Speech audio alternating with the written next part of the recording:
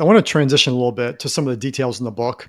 Obviously, we're not going to talk about your whole entire book. It's a great book. It's actually I really, one of the things I really liked about was you basically found experts in different fields instead of you doing it all. You actually brought people in to like dive into that, which I thought was really a great way to do it.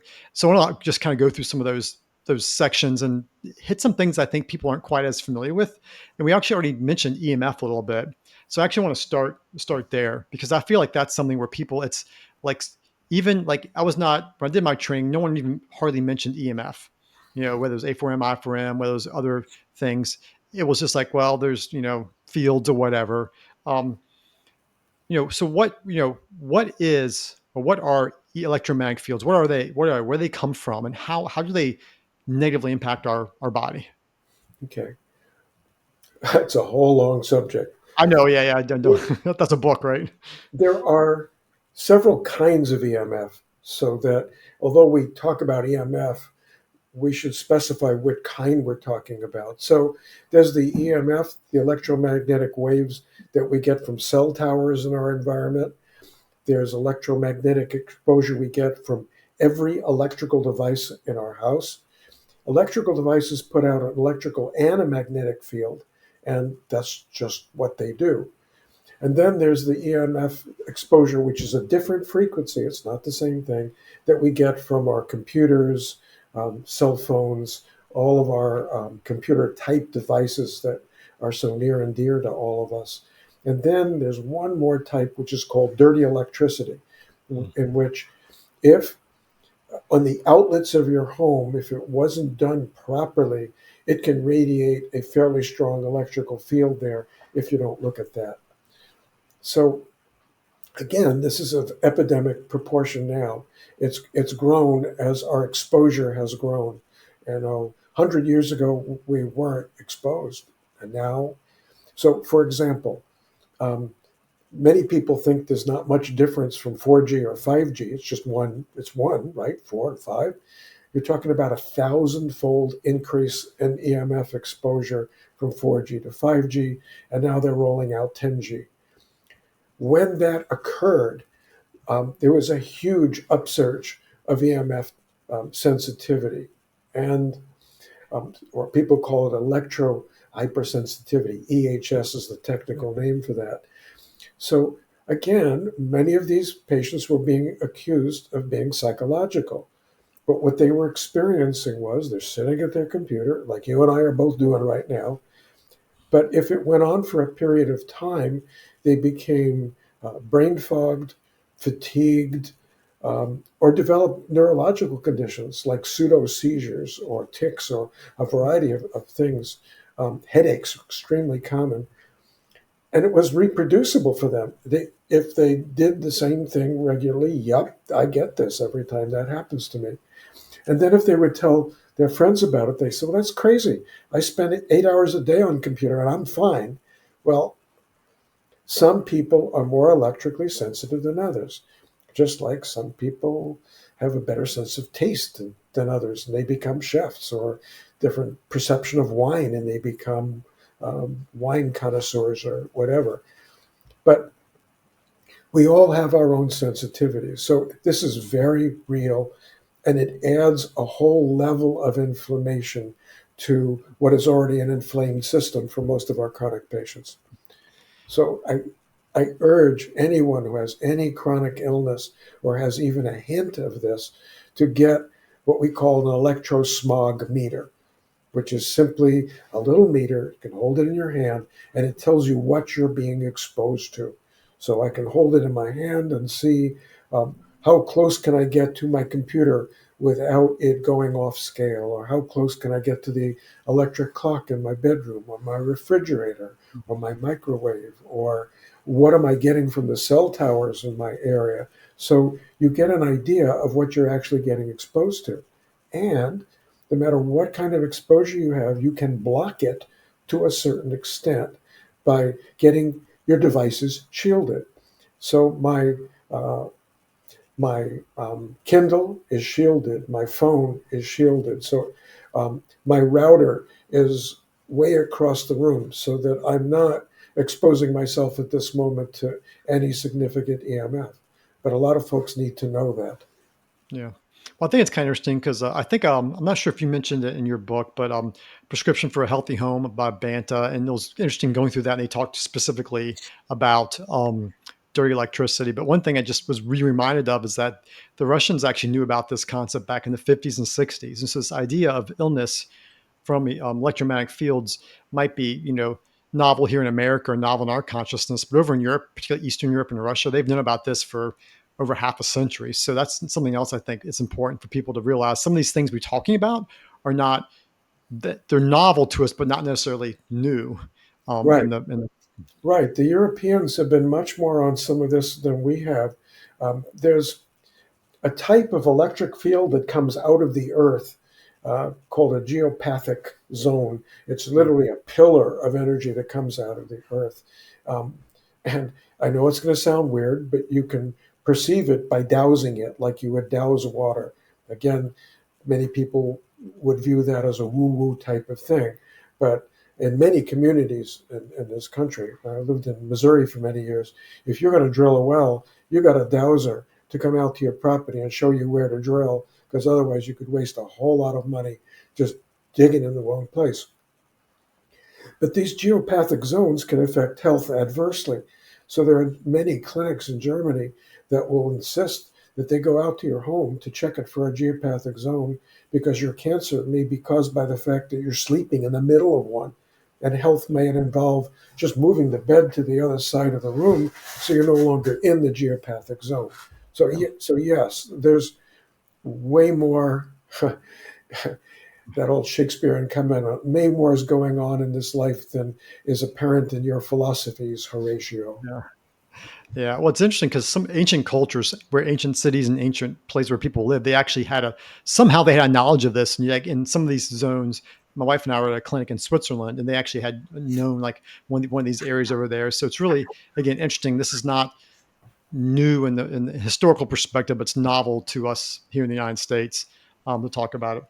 Um, I want to transition to something that I actually had never ever heard of before until it was actually mentioned in the book. And it was actually this thing called spiky-leaky syndrome. I'd Oh, actually not heard of that until I was reading, and I was like, "This is 100% novel to me." So, could you talk about that briefly? That because that was something that was just 100% novel to me as I was going through the book.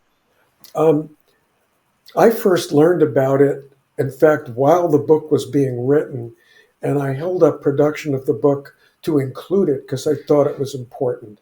Um, I heard Andy Maxwell give a lecture on it. Andy's a pediatrician who has been working with a lot of sensitive kids for a long time.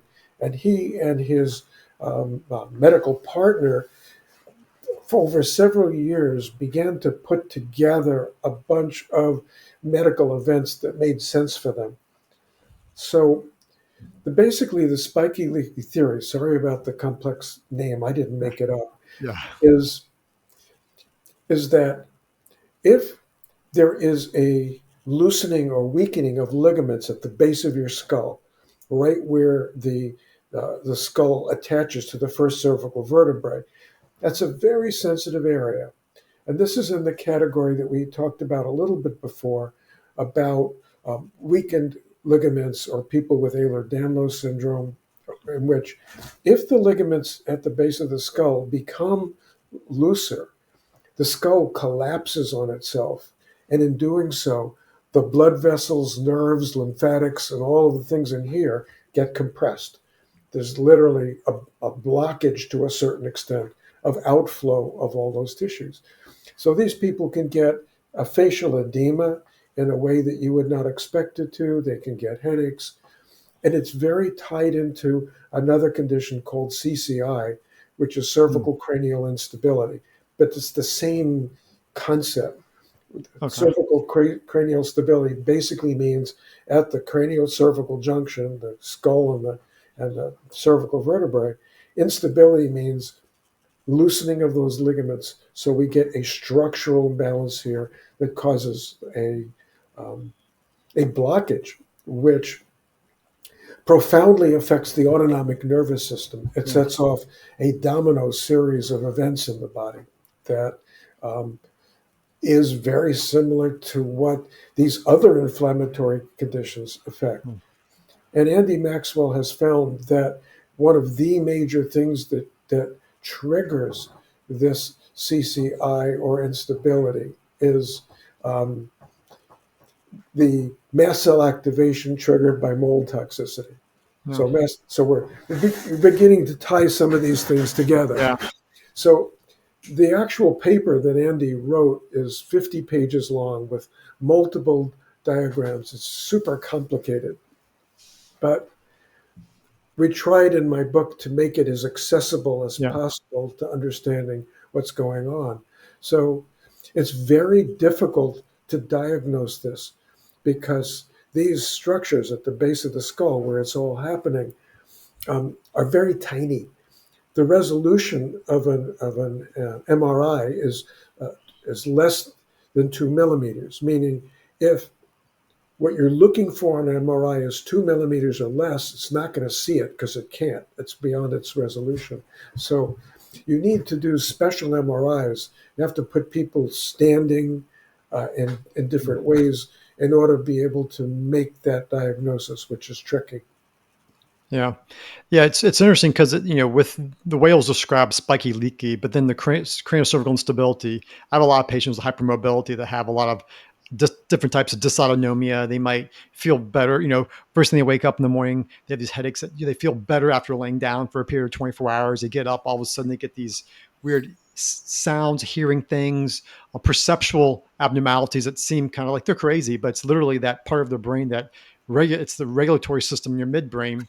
um, I feel like it's one of those things. It's common. It's just we don't know how to diagnose it, and as we learn more about it, we're going to see it more and more. Yeah. So part of this congestion or lack of flow going on inside the head, part of that is cerebrospinal fluid, which Yeah, can't flow down through the body the way it is supposed to. And then it leaks. That's where the leaky component of this thing comes from. A couple of very simple things that people can do to kind of hint that maybe it's going on would be to get a soft cervical collar, which would lift the skull up a little bit and take some pressure off of that. Another trick that Andy has found is that if the cerebrospinal fluid is being built up, taking Diamox, the yeah, medication that we use for people who are in to prevent mountain sickness, can be very helpful. yeah. Now something else that was in your, and I had come across this before. I forget where you're. I think it was one of your lectures somewhere else about thiamine deficiency, which I has for me has been a game changer for a lot of my patients. From Dr. Launder's work at the Cleveland Clinic, um, how thiamine affects your autonomic nervous system, and how a lot of complex patients have these mitochondrial issues that can be exacerbated by functional thiamine deficiencies. Could you kind of briefly talk about that? Because I feel like this is something that we've known about historically, going back into the early 1900s with what was going on in Japan, and workers would be outside and get sun exposures and then develop, weird neurological issues. But here in our overfed society, we're actually getting nutritionally driven, overfeeding syndromes that induce these functional deficiencies that, again, can look like a lot of bizarre kind of things. So thiamine is kind of unique. It's vitamin B1 in that the biochemical reactions by which we make energy, which we call the Krebs cycle, almost every step of the Krebs cycle requires thiamine as a cofactor to make that work. So if we don't have enough thiamine, we're not going to be able to have the energy we need. Our mitochondria are not going to be able to function properly. Um, and it's probably way more common than people realize. Um, the, for example, mold toxicity. Sorry to focus on mold, but mold toxicity prevents the body from absorbing or using thiamine the way you normally would. So the vast majority of our patients with mold toxicity are going to have a thiamine component to that, which is pretty easy to treat if you recognize that's what's going on. There are 4 million people in this country right now taking metformin, medication we use to treat diabetes. Metformin blocks the body's ability to utilize thiamine properly. So um, And again, there's a whole bunch of other nutritional issues, what we call the standard American diet, which is called the SAD diet, because Mm. of our use of um, high fructose corn syrup, our use of preservatives of every type. Um, that diet would make us deficient in thiamine because it's not present there in adequate amounts. So more Americans have a thiamine deficiency than they would realize, and supplementing that is a simple thing to do once people recognize it's a bigger player than you would think. And again, thiamine is critical for the functioning of the autonomic nervous system, which has been a theme in what we're talking about today. Yeah. Um, I'm not sure if you've done this before. I've got several patients with Parkinson's I'm working with right now, and actually read a book about thiamine therapy with Parkinson's patients, and the doses there are super high. 2, 3, 4 grams a day. Have you used it or utilized thiamine with patients with significant neurological issues and had um, a really nice response, a profound response? Or in what situations have you seen patients have significant responses to some kind of thiamine therapy? Again, I've started using it routinely with my mold toxic patients. A thiamine deficiency will cause ataxia, which is an instability where you're walking and you can't really walk normally. So in patients with ataxia, I found that to be helpful. And Chandler Mars, who wrote the book, um, co-authored the book, has shared with me that some people need massive amounts of thiamine to make it neurologically um, therapeutic for Yeah. them, meaning we're talking 1,000 to 1,200 milligrams of thiamine a day, whereas most of us need 100 milligrams a day. Yeah. Oh, yeah. You're using like But, the but if you like, I'll comment on the Parkinson's picture. okay. Um, in Parkinson's, and that applies to Alzheimer's disease and ALS and to almost any neurodegenerative disease, the underlying pathophysiology of it is inflammation.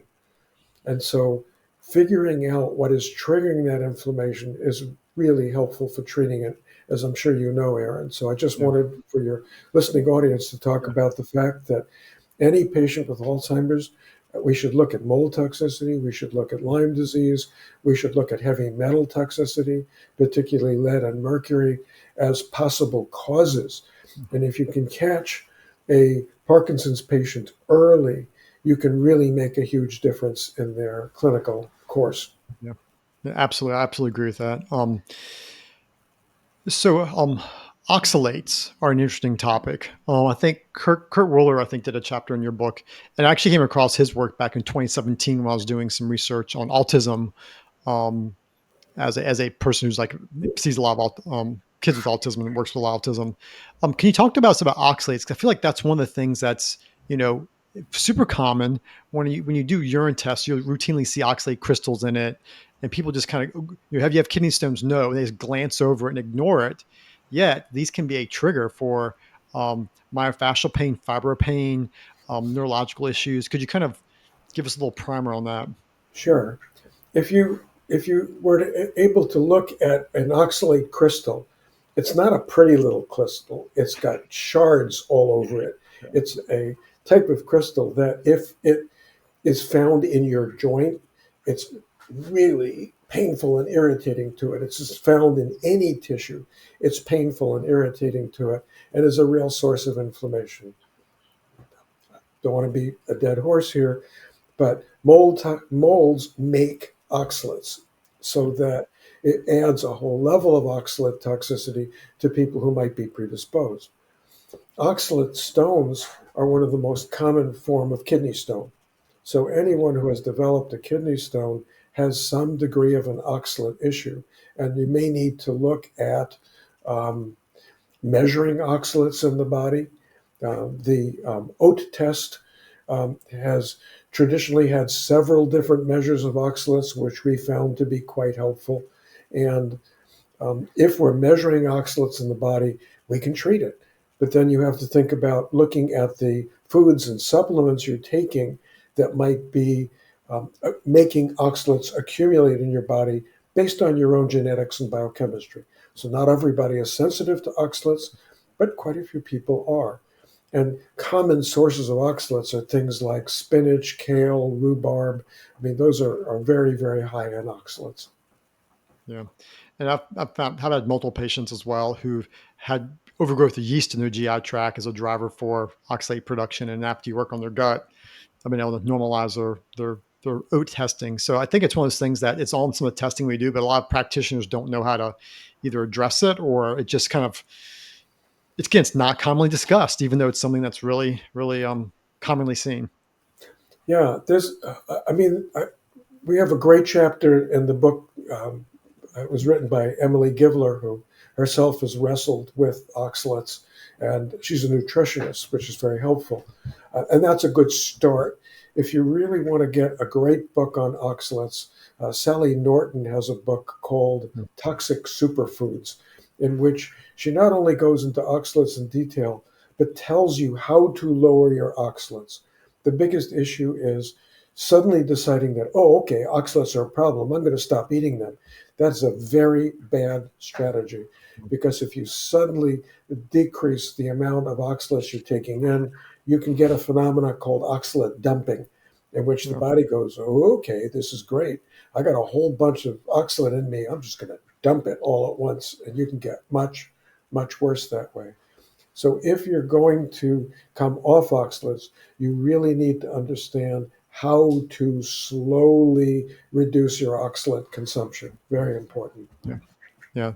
That's a great point, because sometimes when uric acid's another great example of that, with people with high uric acids, and you bring it down too fast and they can literally have a flare of their gout and their joint pain. So it's another example of a crystal storage disease that if you don't take people off the edge slowly, you can literally flare their pain, which flares their cortisol, which can then almost be a triggering of their underlying trauma stuff. Well, speaking of coming off things slowly, I thought I'd segue this. Many people don't realize that antidepressants like SSRIs, you need to come off of them slowly also. I know people know you need to come off of benzodiazepines slowly, because the body will resent it greatly. But I don't think even psychiatrists appreciate how suddenly stopping an SSRI like Lexapro, Zoloft, or what have you can really mess up the neurotransmitters in the body and set you back enormously. It has to be stopped very, very slowly and gradually. Just for your audience to know that that's Yeah. not something you can come off of quickly. Well, actually, I was good. That's on my list of things to talk about. Actually, so you kind of transition us to that one. It's something I've seen it for years. I've been practicing for only about 24 years, but I saw this early on in my career where there's some people who you have to go from 20 milligrams to 17 milligrams to you just have to take them off so slow. And it didn't quite make sense to me back then, but as I've studied and learned, I've realized there's that certain population in your book. This is the first place I actually saw it like listed out, that you can have benzo withdrawal, SSR withdrawal as a trigger for the sensitive patient. And that's, I think, again, something I've seen, I've recognized, but didn't necessarily connect the dot with some of my more, in particular, my mast cell patients, and my patients have more, and my mold patients that are sensitive to everything. It's almost like they need their benzo for the mast cell stabilization. They need the SSRI for the cortisol effects. And if you take them off of that too quickly, and sometimes it's just like baby doses. Like, what are your thoughts about how you address that in someone you're seeing that's sensitive when they want to get off the medication, but you're managing all these other things? Um, Point is very well taken. I often ask that people not withdraw from those medications. I know how toxic they are. I want them off the medications until we've addressed the root cause of what's been making them sick in the first place. So if they had Lyme or mold or you name it, whatever the chronic illness is, um, that once that's been addressed, the inflammation level in their body is markedly decreased and they can handle that much better. But I've had patients where, I don't know, they were on really high doses of things like Ativan. And I would reduce that by teeny bits, um, a month or more. I mean, the level of withdrawal has to be match the patient. So some patients can come off fast, but if you're taking somebody off and you're moving too fast, they're telling you, I can't do that.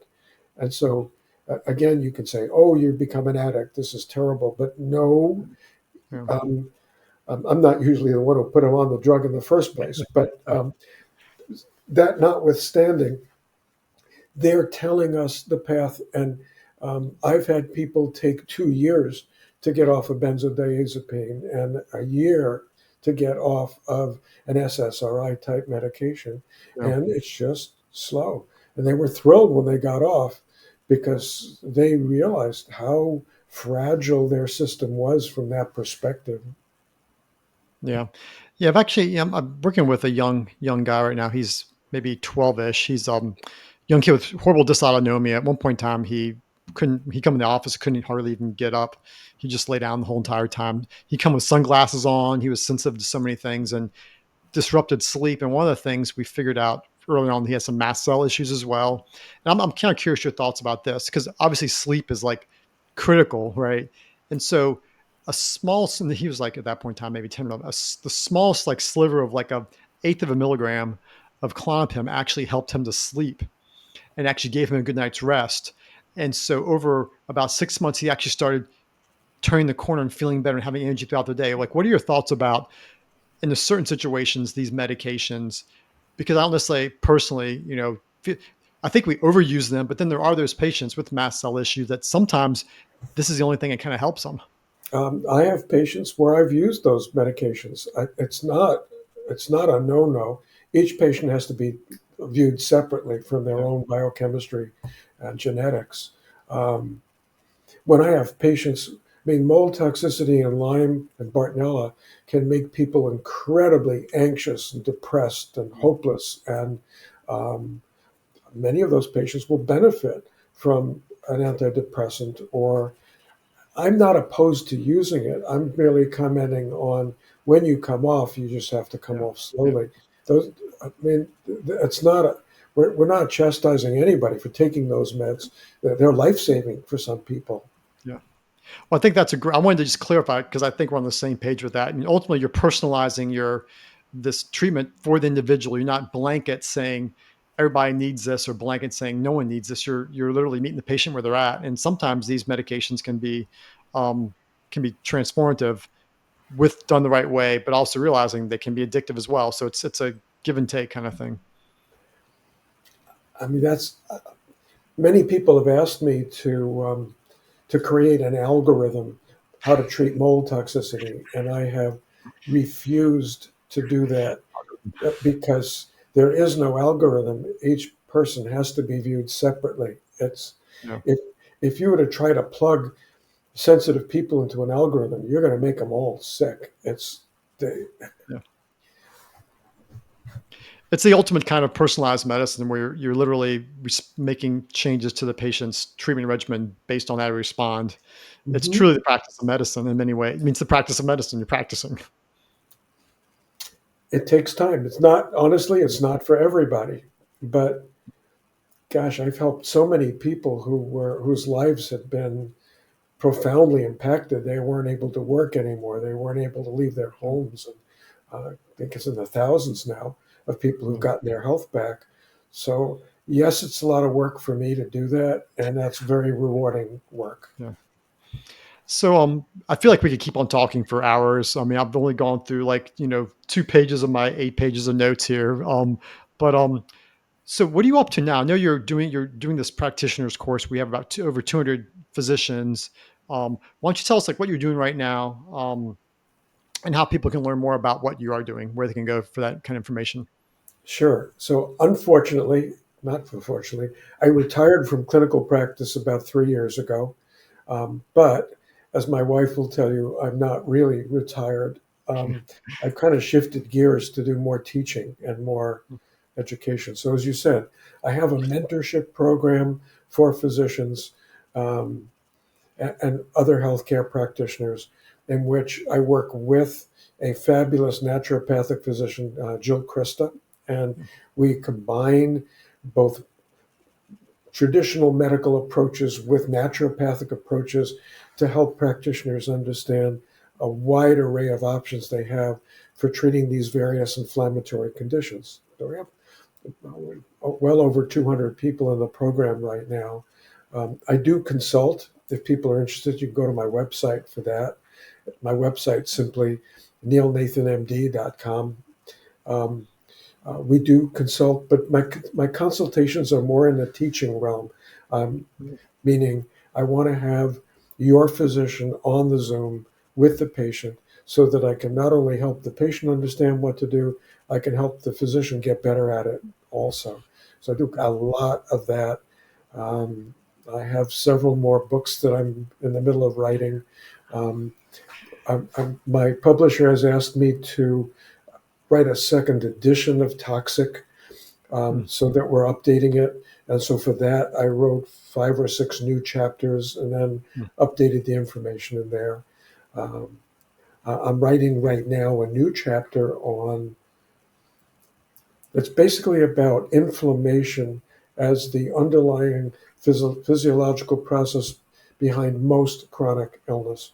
And again, I'm writing that with another person that goes into a lot of the newer cytokine measures of inflammation, which I think would help patients understand.